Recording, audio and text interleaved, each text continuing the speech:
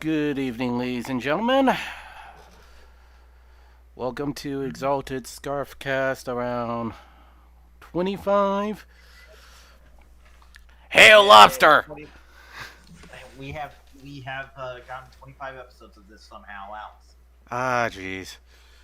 Well, Yeah, this is gonna have to be a short one because we arrived a little bit late, but holy crap, has there been some weird shit going on. here's the thing. I can do this for an hour or two. So if you want to, we can get in as much as we can.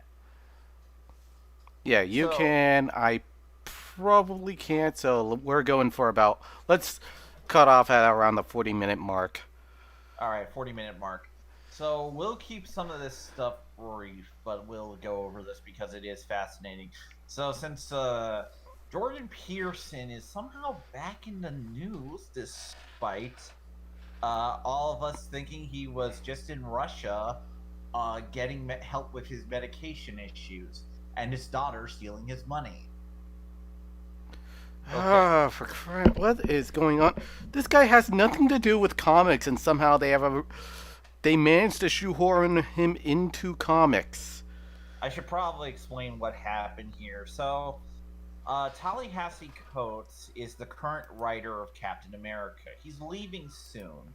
He was on the title. He's going to be on the title for about 25 or so issues. Not a huge deal, people. We're not here to really talk about this. Look, I don't know how the guy has somehow made one of the most boring Captain America runs of all time, to the point not many people care that Sharon Carter is back. Like, this is a Uh huh. run that is like anti-hype. I uh, I just don't. Now, and here's the thing. This is now the most notable thing about this run in 25 issues. This guy has been working on this title for almost about 2 years now, and this is the most notable thing. Well, he Uh, did get attention then. yeah, I know, right? So anyway, what he did for people who don't know is that he equated Jordan Peterson to the Red Skull by basically having the Red Skull become a parody of, well, Jordan Peterson. And I'm going to just tell you, this is one of the lamest versions of the Red Skull I've ever read in comics. And I read the one issue where he tries to have a Merry Christmas. Yeah, this is just weirdly ironic because Jordan Peterson, he's a psychologist, isn't he? Yeah, he's a psychologist, And he writes and self-help books. and here's the thing. The problem with this version of the Red Skull specifically, at least in terms of stuff, is that the Red Skull in the Marvel Universe canon is an actual fucking Nazi. Like, participated in genocide, one of the most evil people in the Marvel Universe. This is a guy who's actually a really big threat in the comics. To the point that, well, he's a huge character. Like, and here's the big problem with it. If it was just them making fun of Jordan Peterson, I would not care. Okay? Like, I genuinely wouldn't. Jordan Peterson's an interesting guy at points, but I'm not always into his ideas. But he does his thing. I really don't care that much. People, frankly, I feel like he's one of those guys. If people stop giving him attention and stop trying to fight him, he would definitely be more less talked about as a person. Like, he really, like, guys, the reason he's big is because you keep giving him attention. And this only brought more attention to him, and now he's big again. So here's the thing. After all this happened, uh, Jordan Peterson took it in stride and basically made parody shirts into selling merch. With this logo I'm All, showing right now. yep. And right now, Yeah. I mean, let's I mean, let's just take a look at this. I mean, what we have here is a guy who writes self-help books, who tries to say positive things to young people and try to make them feel better about themselves, and somehow Marvel is trying to equate this to being a Nazi. Yeah, it's a really weird thing. I mean, his whole 12 rules for life thing, the only things I keep hearing about is the whole thing about, okay, clean your room, tell the truth,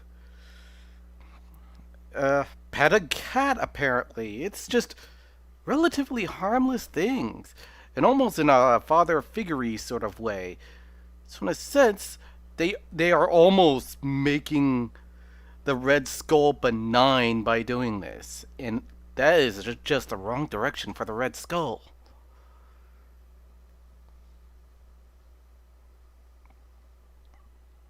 Yeah. Uh I don't know, but it's this whole thing about it that I'm just like looking at, like it's a whole thing, and I'm just like ticked off because look, here's the thing: Tallahassee cover. Nobody was talking about Jordan Peterson until this Captain America shit happened, and Tallahassee Coates, who was trying to make fun of him, brought Peterson back to prominence in his Yeah. attempt to take him down.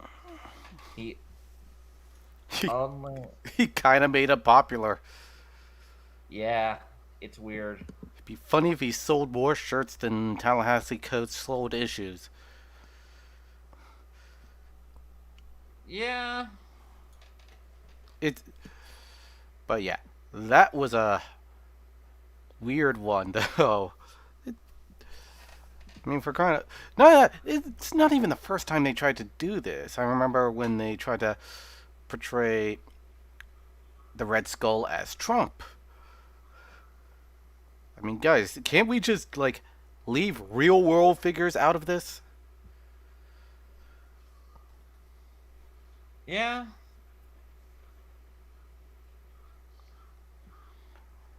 Not to mention, we're also still kind of living in the same universe where Captain America was shouting, "Hell, Hydra! I've been a Hydra all along."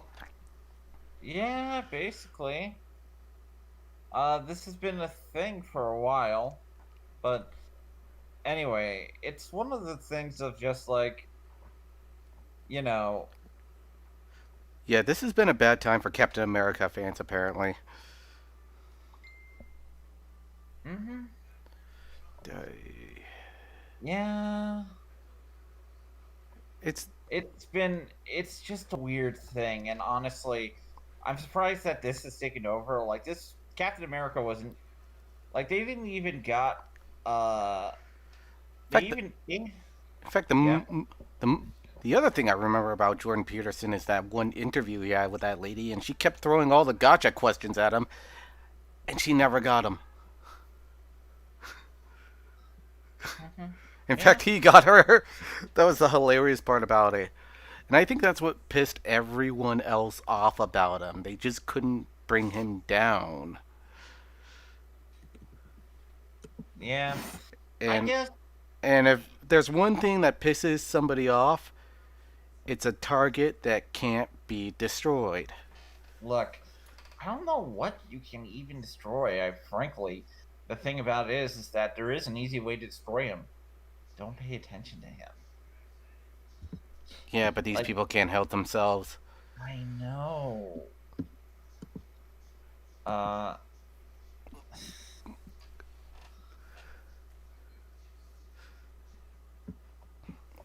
but Maybe in a future issue we will actually have a lobster organization that's like an offshoot of Hydra that suddenly turns against Hydra and then decides they'd rather fight for the good guys instead. mhm. Yeah, basically, like clearly we need like a lobster hydra to be a thing, and everything Yeah, else. they'll just turn on us as yeah, Captain America isn't doing much against Hydra, so we're just gotta deal with Hydra. So I'm gonna talk. Yeah, but I should probably talk about this, but we'll save this for the end of the show because I got it. because we're speaking of Jordan Peterson, but I also have a special guest to mention that recently I ended up owning on Twitter. But I'll talk about that later Another sometime. one? Oh yeah, no, but you know this one. Oh, great. Well, yeah. Here's a. Hold on, I'm gonna switch to another thing where this is kind of a. Uh, well, first I'm gonna talk about the whole extra credits thing, where Let's do that. recently they released a video going on about orcs this time, and how They an they evil are race is actually bad game design. yes, I saw that, and I made a thread on it actually on Twitter as Yeah. well. To which I have to say, who the hell are you fooling extra credits? You just don't. You just think of orcs as a minority again, just like everyone else who keeps bringing up the subject. Orcs are a fictitious fantasy race, and any resemblance to any other ethnicity is really just in your head. It really says more about you than it does about whoever introduces the orcs. In fact, and at the same time, I still kind of understand where they're coming from because I kind of, back in the early days when I was doing D&D, I still kind of questioned the whole idea of the whole alignment system. And then I played Warhammer 40K and realized, yeah, there are some races out there that are made to be malevolent, as in they were made to be bioweapons, like the orcs in Warhammer 40K. Well, like here's the thing. I saw their entire video, and when they mentioned Warhammer 40K, they really missed up the nuances of Warhammer. Since one of the whole points of the entire setting is that you're able to justify why your army. And here's the thing. They also forget the fact that humans have inner faction play, humans are evil as well, and all that shit. Humans fight each other a lot in that universe, by the way. Yeah, so acting like yeah, no, there's only evil races. No. The whole point of Warhammer is you play as your dudes, and your dudes are how you justify them. I mean, orcs, they just like fighting in that universe. The whole point of the orcs is look, they're just they're dumb, they're fun, they're basically soccer hooligans as monsters. Yeah. Have you ever seen soccer hooligans? They're horrifying. Like honestly, By the way, my you know, colleague here has actually lived in Britain. look, it's kind of a famous stereotype. Like one of the things about it is that I don't know where the whole orc black people thing came from, other than some like look some critic, because look, they just were like, I'm bored, I need to stir up shit. I mean, the whole thing is kind of dumb because orcs are a fantasy creature at the end of the day. They're not real. And the fact is, I've seen more stories with black human protagonists fight orcs too. So even then, that point of them being stand-in for black people is kind of moot. Uh, it's a complicated thing, and I do understand there is metaphor at play sometimes, but not all the time, and it's only metaphor. It doesn't actually always equate to that, and stories will do different things. Like, have you ever heard of our werewolves are different? You know how in some fantasy stories werewolves work differently, so do orcs. You know, it's not that dumb. It's not that easy. It's it's Yeah. dumb. And And yeah, I've never heard of an orc being a stand-in for black people. yeah, and here's just the truth of it. Another aspect about it being bad game design is that a lot of nuance about characters. It's impossible to always have nuance on characters in games because some games are just about gameplay. And they focus specifically on action and gameplay mechanics and numbers. And that is perfectly fine. That is, look, here, because here's the point. Goombas in Mario, they're completely evil all the time. You have to fight them. Are they stand-ins for something? Well, we're also dealing with a generation of people who believe that robots are sentient and should have the same rights as a normal human being. I mean, they even believe like artificial, like AI driven, like virtual characters deserve rights. They even Yeah. feel sorry for the virtual soldiers I keep shooting up in every first person shooter.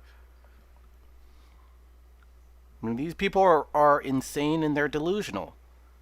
Some things are just made up.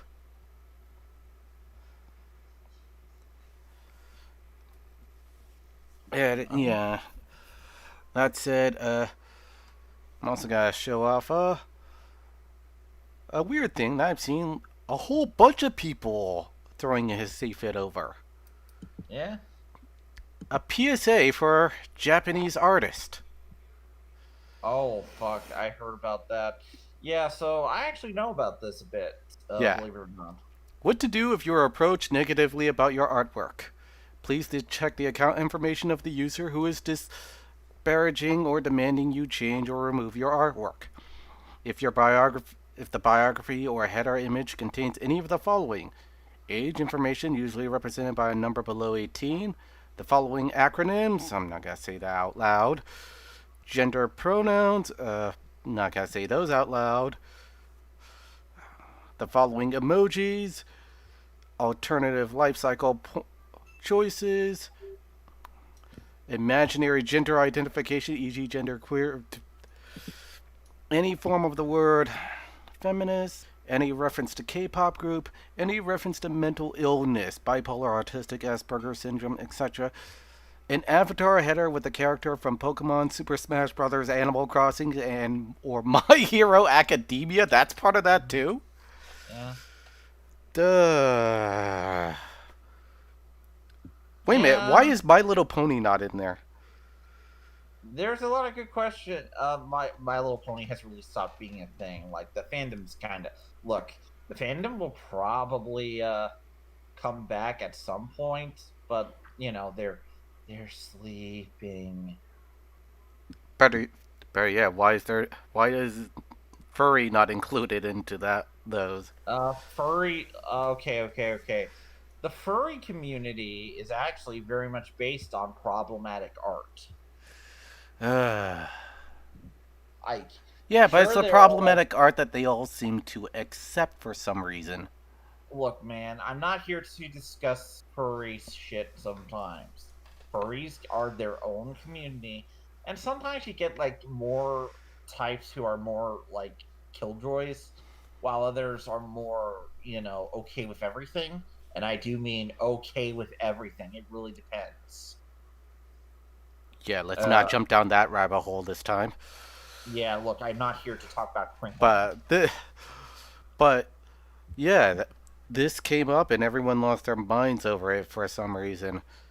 It it also shows that of how it's affecting foreign cultures. I mean, it got me thinking. It's like, yeah, this isn't just over here in the U.S. that's dealing with the cancel culture stuff. It's happening globally to some extent. Yeah. Well, it is happening. Believe me, I should know. It's just it's kind of it is very crazy right now. But for funsies, I'm here to talk to you about something. All Let's right, let's dive move in. on to your Twitter frenzy. Okay. So, I'm going to link you to it. Oh dear. And you should be able to see. Is it? Look at the tweet and look at who I'm responding to. All right. Hold on. I'm just gonna get this open. Yes.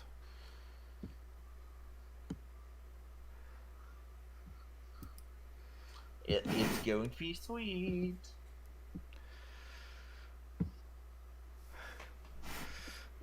Oh no.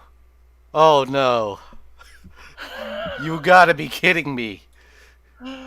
Yeah, I ended up in an argument with Brianna Wu over Transformers.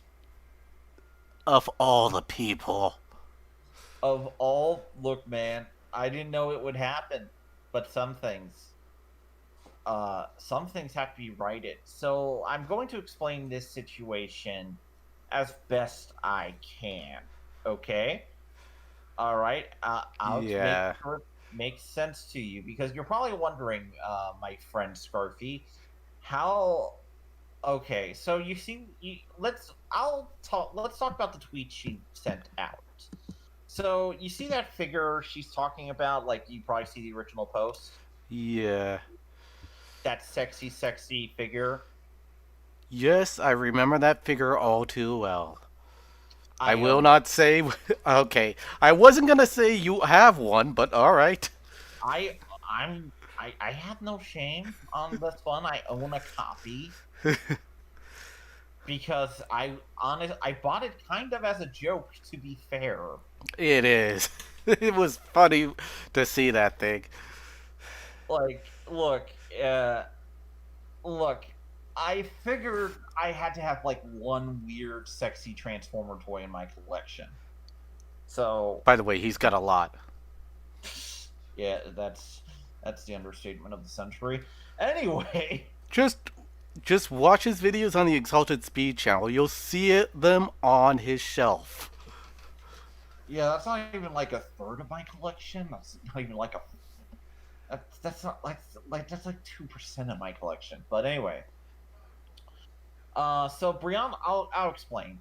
She was saying this transformer. This is a toy called Big Firebird Nicey, and I'll explain it the whole intricacies of this. Yeah. Was this was this new version of a Transformer character named RC, who is the first female Transformer. She's not, but I'll get to that. So basically, Brianna Wu was trying to complain about this sexy Transformer figure. And here's the thing: one, it's not officially licensed by Hasbro. Essentially, she was complain. I'll read my tweet. No, it's not. Shut up and stop crying out for attention. This is the latest RC, and this thing you posted is an unofficial figure made by another company. You are essentially complaining about fan art. Yeah, The, it is. the toy is what is called in the Transformers fandom circle a third-party Transformer.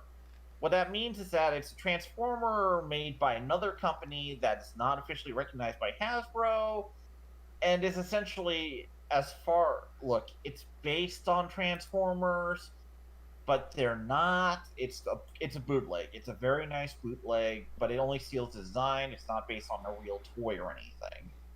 And even then it's a very sexualized, stylized design that Hasbro has never done before, made by an original team. It's based on RC, but it's not RC, and that's the point. It's not actually something Hasbro made. It's another company.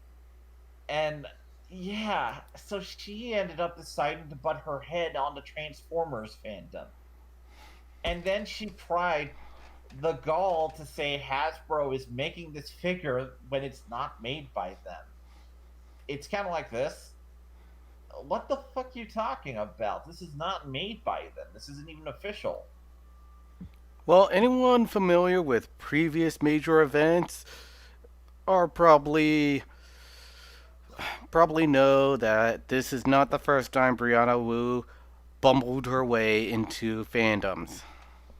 Yeah, no, uh this is not even like she even tried to comment on I did, she even tried to comment on like fucking the toy. And like I said, she's trying to say, "Oh no, Transformers fans are mad that I own them," and no, they're not. They're mad that you decided to try and present Hasbro as making this toy when they did not. And here's the thing, she's even wrong about RC being the first female Transformer. RC is the first recurring female Transformer character, not the first female Transformer. So it's like I know that's not the most major difference in the world, but it is what it is. Yeah, I expect her to start throwing harassing messages to herself and forgetting to log off while doing it and getting caught again.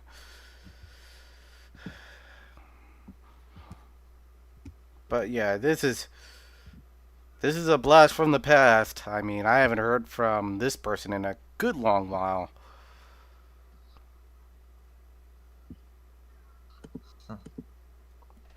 Yeah, no, like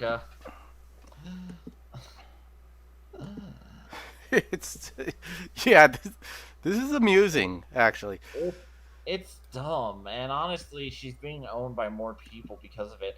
And like, I didn't expect that Brianna Wu would try and get involved in Transformers fandom, but I had to actually explain to people what this all was. So my Twitter right now was kind of like going through Transformers controversies for the last couple days, and just You are very generous in assuming she would not complain about fan art. I'm very generous. But no, I would assume she would. But you know, like I have that toy and I'm just messing around with it. It's like it's just a toy. It's a It is. figure. Yeah. Oh, for crying out loud! This is this is ridiculous. I guess the other thing I could bring up is the fact that, uh, well, Sony themselves seems to be losing some like star players here and there. Um, honestly, they're just losing sense of themselves right now. Like in general, for one, fucking, they're making another Last of Us remake of all the fucking things. Yeah, because they haven't crashed that franchise into the ground hard enough. Yeah. Yeah, I don't know what to say right now. So it's like,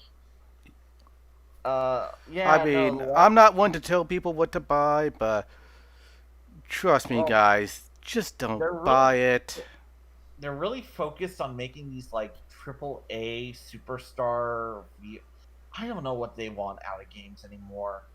Like, there's no mid tier games anymore for them, and they are gutting Japanese studios left and right.